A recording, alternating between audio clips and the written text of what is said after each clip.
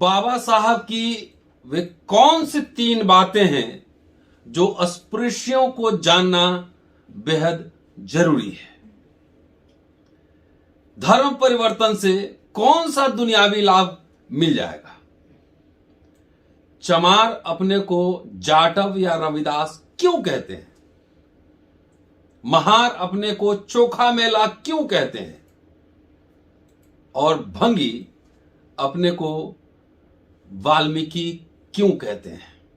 ये तमाम सवाल हैं। इस एपिसोड में सुनने के बाद आप समझ पाएंगे कि आखिर ये बातें क्यों कही जा रही हैं।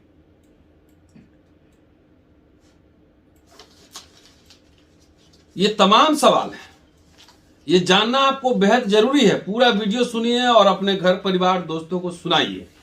दोस्तों, रतनलाल बोल रहा हूं। काम की बात में आपका स्वागत है और पेश है अंबेडकरनामा का यह स्पेशल रिपोर्ट एपिसोड कि वे 3 कौन सी बातें हैं जिसकी दरकार अस्पृश्यों को सबसे ज्यादा है। सबसे पहले रेफरेंस दिए देता हूं, वॉल्यूम 10 पेज नंबर 332 से लेकर 42 तक आप चले जाइए। सारा मटेरियल वही है।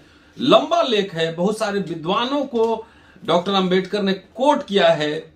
उसमें से सारांश मैं आपको सुनाने वाला हूं, तो पूरा वीडियो जरूर सुनिएगा और शेयर करते रहिएगा। डॉक्टर अंबेडकर लिखते हैं कि यह सवाल पूछा जाता है कि धर्म परिवर्तन का क्या औचित्य है, कौन सी दुनियावी लाभ अस्पृश्यों को मिल जाएगा? जवाब सुनिए। लिखते हैं, जवाब सीधा है।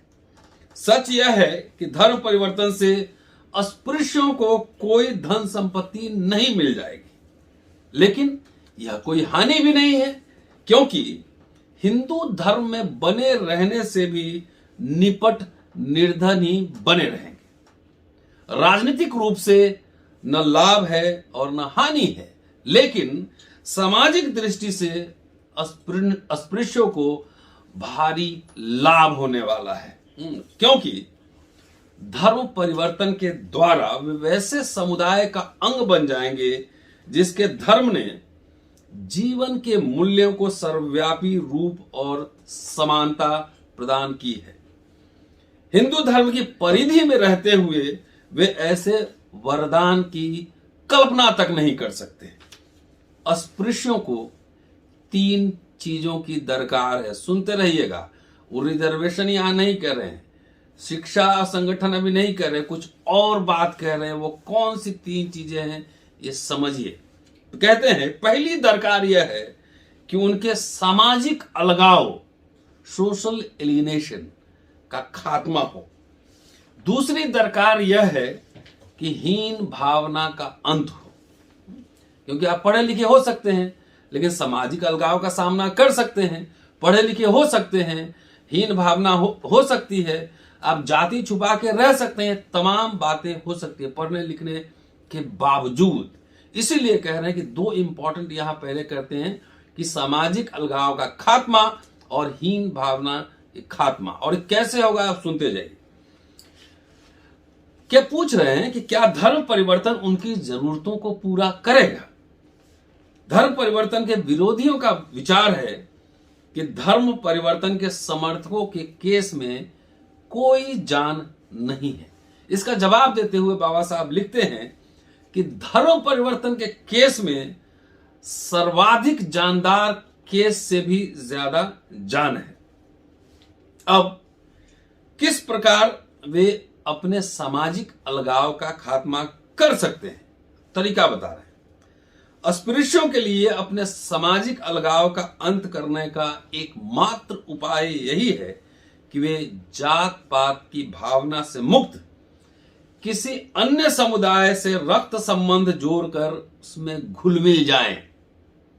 उत्तर सीधा सा है। फिर भी अनेक लोग तत्काल उसकी वैधता को स्वीकार नहीं करेंगे। कारण यह है कि चंद लोग ही इस रक्त संबंध की कीमत और खासियत को समझते हैं। फिर भी उसका मूल्य और महत्व अति विशाल है। यहां पे प्रोफेसर रॉबर्टसन को डॉक्टर अंबेडकर कोट करते हैं और लिखते हैं, कोट अनकोट में सुना रहा हूं, रक्त संबंध से ऐसे व्यक्तियों का समूह बना जिसके जीवन आपस में जुड़े हुए थे, जैसे कि शरीर के अंग आपस में जुड़े रहते हैं और उन्हें एक साझे जीवन का अंग समझा जा सकता है। एक कुटुंब के सदस्य स्वयं को एक जीवंत इकाई समझते थे। वह स्वयं को रक्त, मांस और मज्जा, बोन मैरो वाला एक जीवंत पिंड समझते थे और सभी सदस्य को कष्ट पहुंचाए बिना किसी एक सदस्य को हाथ नहीं लगाया जा सकता। अस्पृश्य को अकेले भी दबोच दिया जाता है, लेकिन कह रहे हैं कि जब रक्त संबंध बनता है तो पूरे समुदाय को डिमोलिश करना होगा, एक में हाथ नहीं डाल सकते। आगे कई प्रोफेसर्स को कोट करते हैं, डेवी और टफ्ट कई प्रोफेसर्स को कोट करते हैं, पूरे मैकडोगल को कोट करते हैं। तमाम बातें चल रही है, मैं विस्तार से नहीं जा रहा हूं, उसका सारांश सिर्फ मैं आपको सुना रहा हूं। लिखते हैं कि समुदाय के भीतर उन लोगों के बीच कोई भेदभाव नहीं किया जाता जिन्हें रक्त संबंधों से बंधे सगे संबंधियों के रूप में माना जाता है। समुदाय मानता है कि उसका हर सदस्य और सभी की भांति सभी अधिकारों का समान रूप से हकदार है। रक्त संबंध के कारण किसी सदस्य के प्रति किए गए अन्याय का प्रतिशोध लेने का दायित्व समुदाय करता है। अब रक्त संबंध को परिभाषित करते हैं, लिखते हैं कि रक्त संबंध आखिर क्या है। तो कहते हैं कि रक्त संबंध की ही उदारता का जनक है। रक्त संबंध ही उदारता का जनक है। वही अन्याय के प्रतिकार के लिए जरूरी रोष को ललकारता है। रक्त संबंध से वह इच्छा शक्ति उपजेगी जो हिंदुओं के अत्याचार और दमन का सामना करने के लिए सगे समुदाय का समर्थन जुटाएगी। आज तो अस्पृश्यों को उस अत्याचार को अकेले ही सहना पड़ता है। अन्य किसी समुदाय से रक्त संबंध स्थापित करना ही वह सर्वोत्तम बीमा है, वह सर्वोत्तम इंश्योरेंस है, बीमा है, जिसकी व्यवस्था हिंदू अत्याचार और हिंदू दमन के खिलाफ अस्पृश्य कर सकता है। अपने अलगाव को अलविदा कहने के लिए अस्पृश्यों को एक ऐसे समुदाय में शामिल होना पड़ेगा जो जात पात को न मानता हो। रक्त की नातेदारी अलगाव की विपरीत अवस्था है। जहां सोशल एलियनेशन है उसके सीधे उलट जो है रक्त की नातेदारी है। कहते हैं, आगे लिखते हैं कि जब तक वे हिंदू बने रहेंगे तब तक उनका अलगाव कदापि समाप्त नहीं होगा।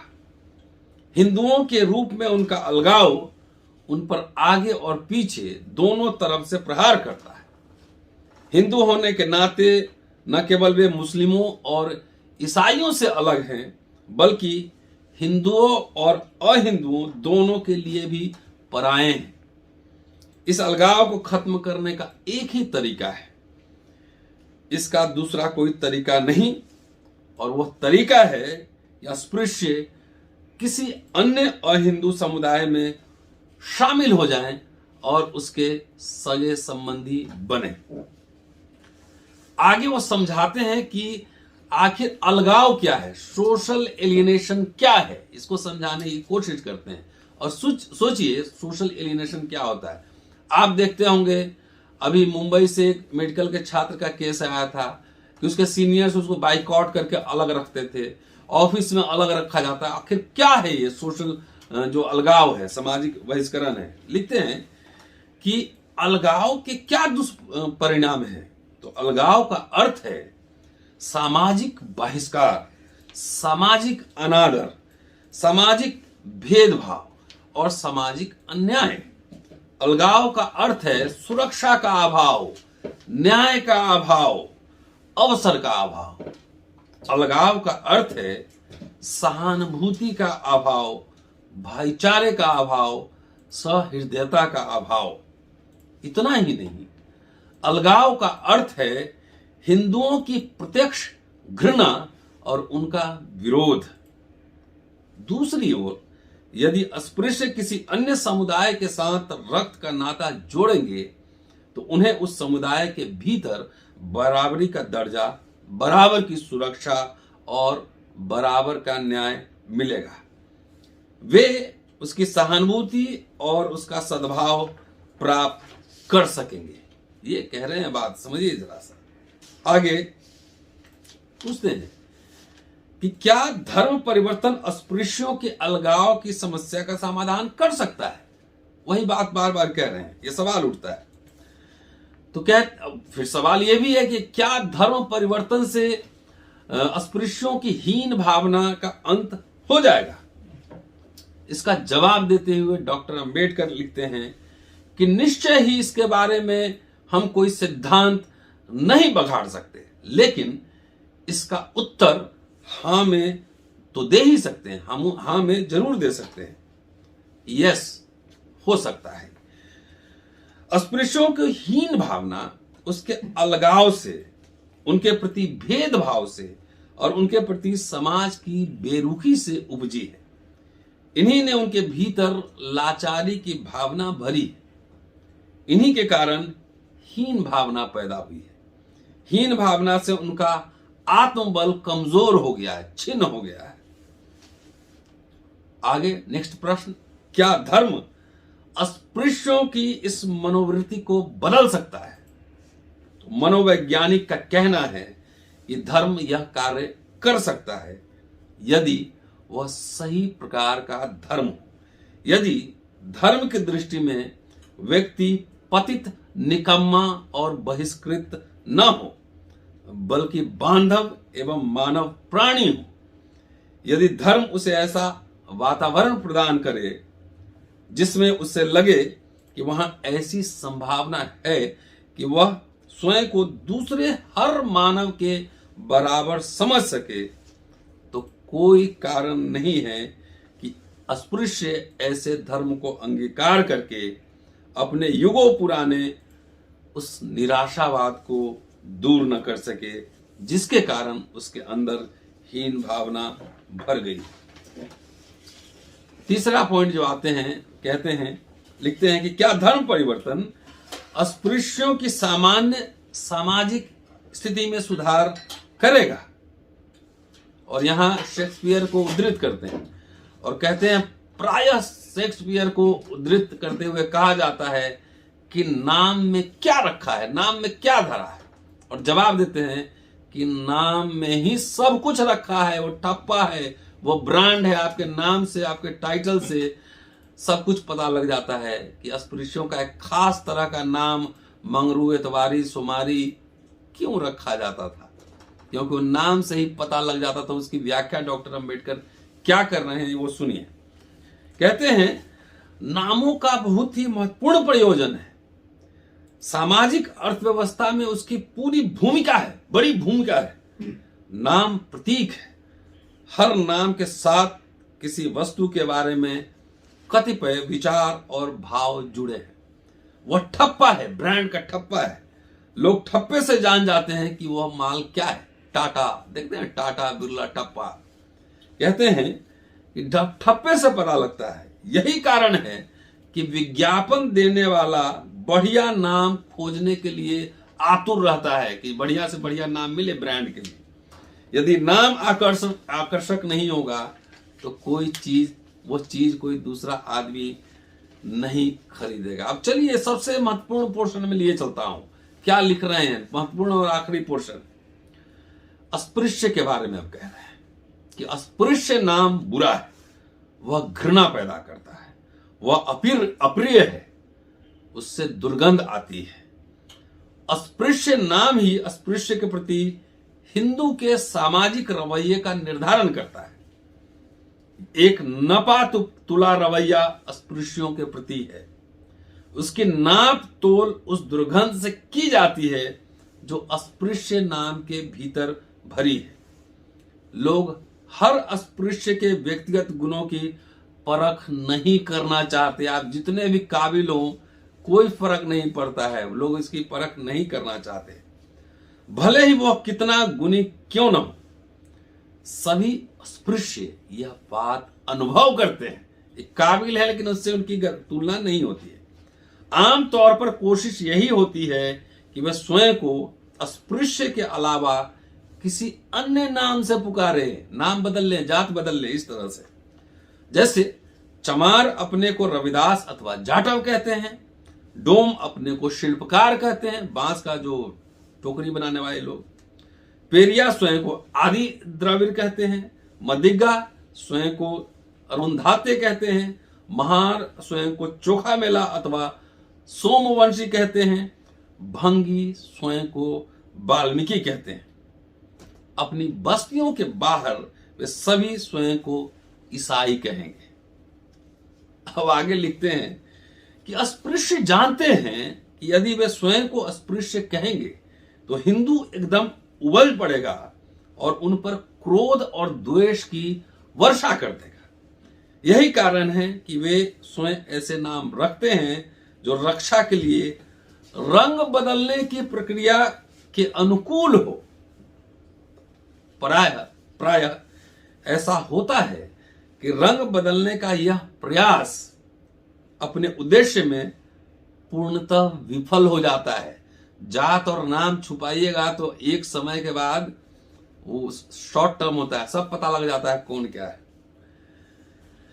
क्योंकि हिंदुओं की दृष्टि में हिंदू होना कोई अंतिम सामाजिक श्रेणी नहीं है। अंतिम सामाजिक श्रेणी है जाति या अथवा उपजाति। जब हिंदू आपसे मिलते हैं तो निश्चय ही वे पूछते हैं आपका परिचय। यदि इस प्रश्न का उत्तर दिया जाए कि मैं हिंदू हूं तो वह संतोषजनक उत्तर नहीं होगा। निश्चय ही उसे अंतिम उत्तर के रूप में, लास्ट आंसर के रूप में स्वीकार नहीं किया जाएगा। निश्चय ही पूछताछ जारी रहेगी। निश्चय ही हिंदू उत्तर के बाद फिर प्रश्न करेगा, कौन जात। निश्चय ही इसके बाद पूछा जाएगा, कौन उपजात। ये ब्राह्मण भी आपस में करते हैं। जब उनसे पूछने वाला अंतिम सामाजिक श्रेणी यानी जाति अथवा उपजाति पर पहुंच जाएगा तभी वह पूछताछ बंद करेगा। जो अस्पृश्य रक्षा के लिए रंग बदलकर नया नाम धारण करते हैं, जात और रंग बदलते हैं, उसके बारे में कह रहे हैं, उसे पता चलता है कि नए नाम से काम नहीं बनने वाला। ताबड़तोड़ प्रश्नों की बौछार से उसे धाराशायी कर दिया जाता है। उसे बताना पड़ता है कि वह अस्पृश्य है। शुरू में ही स्वेच्छा से असलियत बता देने से जितना गुस्सा उस पर उतारा जाता, उससे भी कहीं अधिक कोप का भाजन उसे असलियत छिपाने के बाद बनना पड़ता है। जब छुपाते रहते जब पता लग जाता है कि ये जो है शेड्यूल कास्ट है, शेड्यूल ट्राइब है, उसके बाद और जो है कोप भाजन का और प्रताड़ना का शिकार बनना पड़ता है। ये बात कह रहे हैं। और अंतिम में कहते हैं कि इस चर्चा से दो बातें स्पष्ट होती हैं। एक तो यह कि अस्पृश्यों का घटिया दर्जा एक दुर्गंध वाले नाम के साथ जुड़ा हुआ है। जब तक नाम नहीं बदला जाता तब तक उनकी सामाजिक स्थिति में सुधार की कोई गुंजाइश नहीं। दूसरी बात यह है कि हिंदू धर्म के भीतर नाम बदलने से काम नहीं चलेगा। हिंदू ऐसे नाम की जड़ तक पहुंचने से नहीं चुकेगा और अस्पृश्य को स्वयं यह स्वीकार करने के लिए विवश कर देगा कि वह एक अस्पृश्य यानी अछूत है। नाम का महत्व ही नहीं, बड़ा भारी महत्व है, क्योंकि नाम अस्पृश्यों की स्थिति में क्रांति ला सकता है। लेकिन निश्चय ही नाम ऐसा हो जो हिंदू धर्म के बाहर के समुदाय का नाम हो। वह ऐसा हो कि हिंदू धर्म उसे विकृत और अवनत न कर सके। ऐसा नाम अस्पृश्यों की संपत्ति केवल तभी हो सकता है जब वे धर्म परिवर्तन कर लें। हिंदू धर्म के भीतर नाम बदलकर धर्म परिवर्तन गुप्त धर्म परिवर्तन होगा और वह किसी काम का नहीं हो सकता। कंक्लूड करते हुए लिखते हैं कि धर्म परिवर्तन संबंधी यह चर्चा निरर्थक लग सकती है, वह निरर्थक होगी भी, वह तब तक सार्थक नहीं हो सकती जब तक यह मालूम न हो जाए कि अस्पृश्य किस धर्म को स्वीकार करना चाहते हैं। क्योंकि धर्म परिवर्तन से कौन सा विशेष लाभ प्राप्त होगा वह चुने गए धर्म और उस धर्म के अनुयायियों की सामाजिक स्थिति पर निर्भर करेगा। हो सकता है एक धर्म उन्हें धर्म परिवर्तन के तीनों लाभ दे दे, हीन भावना भी खत्म हो जाए, सामाजिक अलगाव भी खत्म हो जाए, सब कुछ हो जाए। दूसरा केवल 2 ही लाभ दे और तीसरा केवल 1 ही लाभ दे। क्या धर्म परिवर्तन अस्पृश्यों की समस्याओं का हल कर सकता है? अंबेडकर उत्तर देते हैं, निश्चय ही यह कर सकता है। अंत में सामान्य दृष्टिकोण के अनुसार धर्म का सरोकार नारायण से नर के संबंध से है और उसका केवल इतना ही अर्थ है। और हमारे दृष्टिकोण के अनुसार धर्म का प्रायोजन आत्माओं का त्राण नहीं है, अपितु उसका मतलब तो है समाज की रक्षा और व्यक्ति का कल्याण। जो लोग धर्म के सामान्य दृष्टिकोण को स्वीकार करते हैं, यानी कि नर और नारायण, केवल उनके लिए ही यह समझ पाना कठिन है कि किस प्रकार धर्म परिवर्तन अस्पृश्यों की समस्याओं का हल कर सकता है। तो ये था डॉक्टर अंबेडकर का वो शानदार लेखन, भाषण। पूरा सुनिए और शेयर करते रहिए। शुक्रिया। Keep watching and sharing Ambedkar नामा। अगले एपिसोड में आपसे फिर मिलता हूं। जय भीम।